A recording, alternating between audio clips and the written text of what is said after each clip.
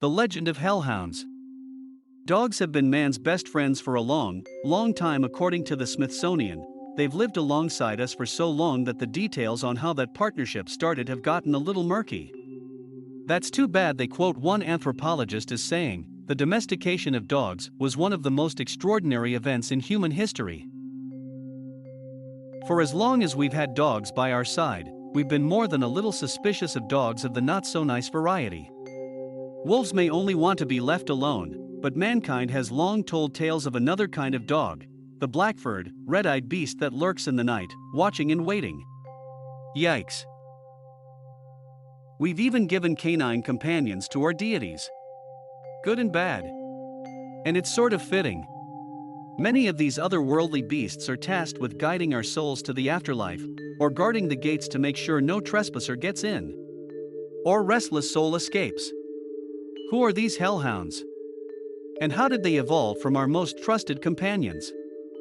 Hellhounds is actually a pretty broad term that covers what's two distinct groups of dogs.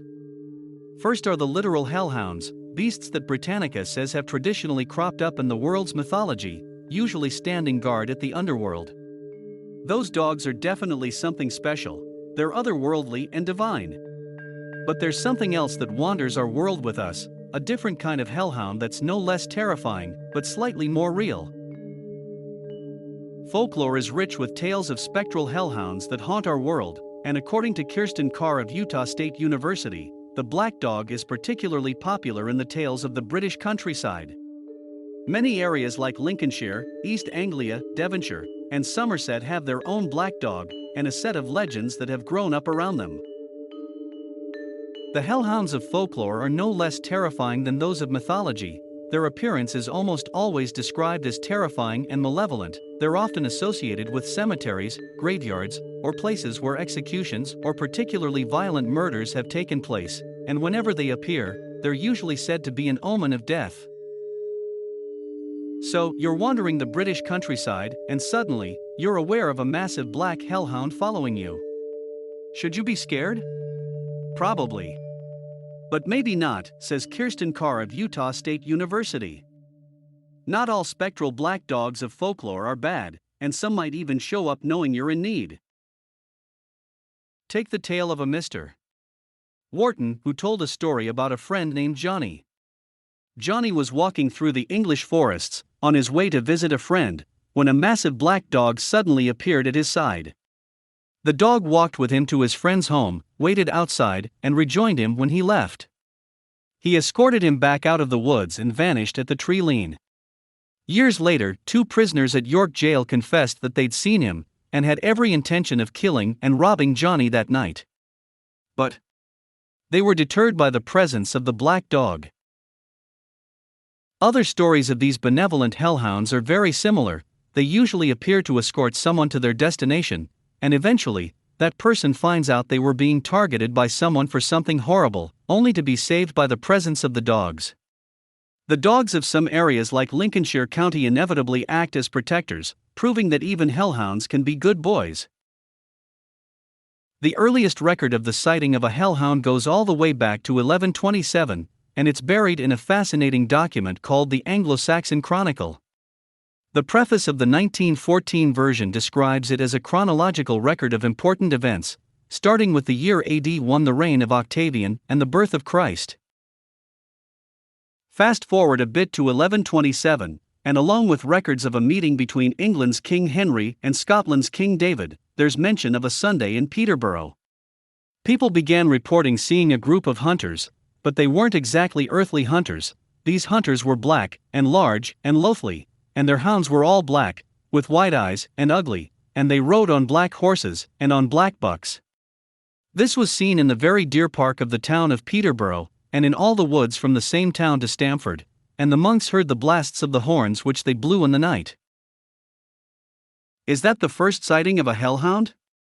It's impossible to tell just how long the stories have been circulating around Britain, but according to Paranormal Case Files of Great Britain, it's the earliest record we have. Whatever was seen that night, it was important and frightening enough to list among the annals of kings and queens. Among the different kinds of hellhounds are those that run with the wild hunt, via the BBC. And there's so many different cultures that have similar stories of hunts that, well, it's enough to make even the most cynical people start to question. According to Norse mythology, the wild hunt motif spans the ancient to the modern world, particularly in Northern Europe. It's alternately called the terrifying ride, the raging host, or Asgardria, via the Orkney jar, and you don't want to be around to see it. Anyone who catches a glimpse of them is likely to get swept up by a rider and, if they're fortunate, dropped off miles away.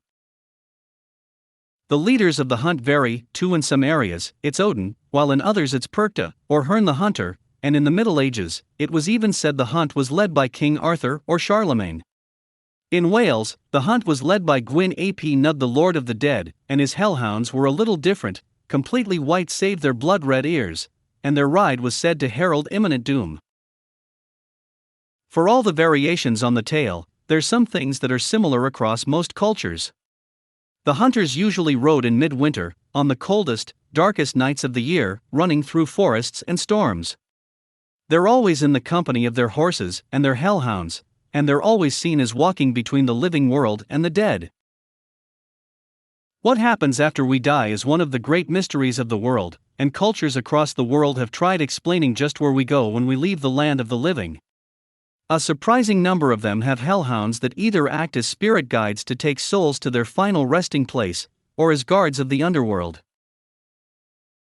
The most famous is probably Cerberus, the three-headed hound of Hades, via Greek mythology.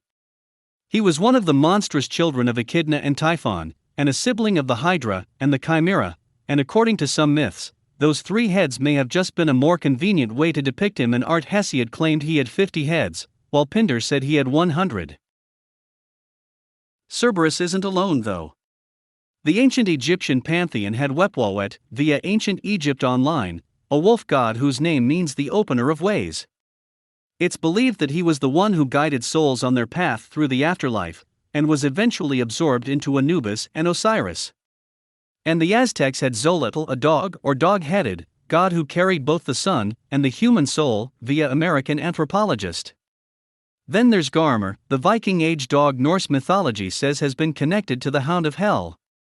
He's also been linked to another massive canine Fenrir, and while that link's uncertain, we do know he and the underworld were invariably connected.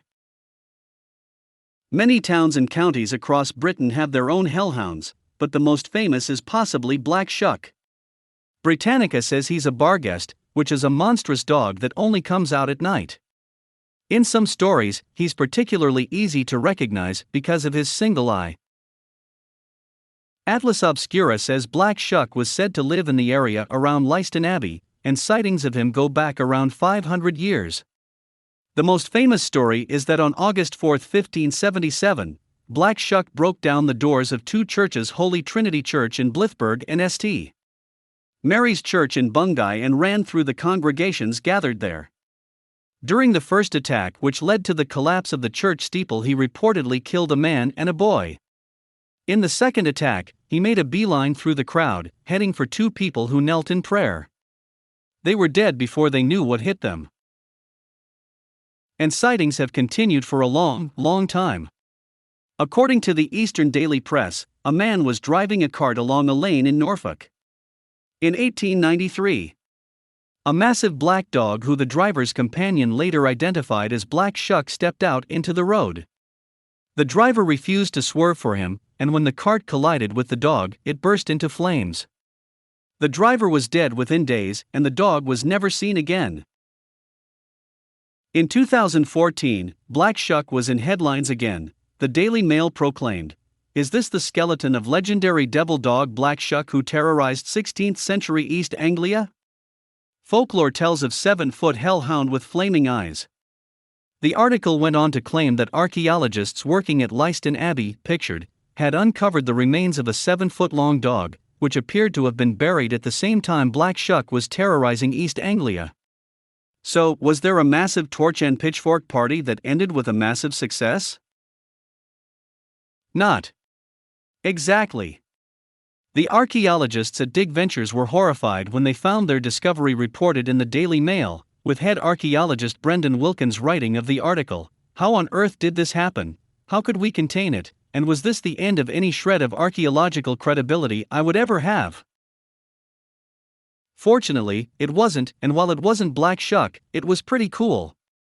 What they found was the skeleton of a dog that stood about 2.5 feet at the shoulder, about the side of a Great Dane. The bones indicated he had been an elderly good boy and had been buried with care. He wasn't a hellhound, but a treasured companion. Details? They're important. The folklore of the British countryside and ancient mythology might be filled with tales of solitary specters and lone dogs, but there's the occasional tale of packs of hellhounds too. There's a few different versions of similar tales, but let's take the story of a priest named Dando, retold in popular romances of the west of England. He was popular and well-liked. Mostly because he forgave pretty much anyone any of their sins. Why? Because he liked to sin too. He also loved to hunt and was well known to destroy the grounds of idyllic estates and kill indiscriminately. Not surprisingly, it wasn't long before he caught the attention of the devil, who showed up on one of his Sunday hunts and took some of the game he'd killed. The priest shouted that the game was his, and if the devil took them, he promised, "I'll go to hell after them, but I'll get them from thee." Satan responded, "So thou shalt," before picking him up and setting him on his horse. It's said that every Sunday morning, Dando rides the same countryside again, and locals can tell, because they can hear the hellhounds baying as they chase. Sometimes, those locals claim to have been set upon by packs of hellhounds, but as retold in folk lore of a Cornish village, there was one way to keep them at bay: kneel in prayer, and the hunter will call them off in search of other prey. The Barghest or Barghest is another hellhound that roams the British countryside, this time in the north. According to Britannica, seeing the Barghest was a very ill omen indeed. Anyone who got the slightest glimpse of the monstrous dog had just months to live, while anyone who got a good, long look would be dead within days. Different areas had different names for their Barghest, and some had distinct, terrible characteristics. The Manchester Barghest, for example, had no head. In Lancashire, they called their Barghest Skriker, and it was usually said his feet pointed backwards, and locals always knew he was on the prowl by his terrifying howl. Others were said to be amphibious, because being chased by a hellhound on land isn't terrifying enough. But there's good news: the Barghest isn't all bad. According to Whitby Online, Whitby's own Barghest is often credited with being a major inspiration to Bram Stoker and the dogs of Dracula. Then, you can hop over to Yorkshire Dales, where the Barghest reported to haunt Trollers Gill in Lower Wharfedale was likely one of the inspirations for Sir Arthur Conan Doyle's Hound of the Baskervilles. Think you're going to avoid the local hellhound by traveling in a group? Sorry, legend says that's absolutely not going to work. According to the Encyclopedia of Beasts and Monsters in Myth, Legend, and Folklore, even groups of travelers walking at night aren't safe from the hellhound. It's entirely possible that one person in a group will see it, while the others simply won't. There is, however, one way to keep yourself safe, and that's to walk with a descendant of Ian MacEndro. Specific? Absolutely. MacEndro lived along Loch Ewe in Scotland, and according to mystical creatures, legend says that he once came across a fairy tangled in a bramble bush. He stopped and freed her, and as thanks, she granted him and his descendants eternal protection from the black dog. So, while walking with any old buddy from the pub isn't going to help you, well, just ask if he's managed to trace his family back to Scotland, and if there's a MacEndro anywhere in that family tree. In that case, you don't have anything to worry about. So, how did man's best friend become corrupted into the hellhound? And why are they almost always black? Kirsten Carr of Utah State University says there's a few fascinating things at work here. First, the color. In the Christian mythos, black has typically been equated with evil, the devil, and the bowels of the earth. In other words, the same hell these dogs are destined to guard. But black is also the color of mourning, funerals, and death. So there's that connection too. And as for why our collective consciousness created evil dogs in the first place, it's possible it has something to do with their reputation as scavengers. While hellhounds are associated with death, executions, murder, and graveyards, real flesh and blood dogs have been recorded scavenging for anything they can find to eat, and yes, in extreme cases, that means dead bodies. As far back as ancient Egypt, they were associated with graveyards, but there's a bit more to it. When we see animals feeding on the remains of the dead, we know there's something inherently wrong about the death. The deceased wasn't cared for, and that suggests an unnatural end. From there, it's just a short hop, skip, and a jump to the supernatural, and man's best friend became man's worst nightmare. So many places have their versions of the hellhound, there's got to be something to it. Right. Probably, says Wired. The answer to why dogs is probably pretty simple. They've been around us for a long time, and there are few animals that are as culturally as important to us, so when we see a mysterious animal, it's not entirely surprising we think it's a dog. Next. Many of the stories of seeing a black dog involved waking up from a sound sleep and seeing one at the foot of the bed. That's likely a byproduct of sleep paralysis, which happens when your brain and your body get out of sync during the process of waking. Your mind's awake, but you can't move, and some people have been known to see spectral forms. And what about the stories about spectral dogs spotted by people who definitely aren't asleep? Part of that explanation is likely the reflective nature of a dog's eyes. You know what that's all about if you've ever tried to snap a photo of your dog with the flash on. Dogs have an extra layer of reflective tissue in their eyes, and not only does it help them see better in the dark, but it reflects light. And can make them pretty scary looking. Oh, and here's some food for thought. A lot of those hellhound stories involve someone walking home from the pub late at night, so there's that.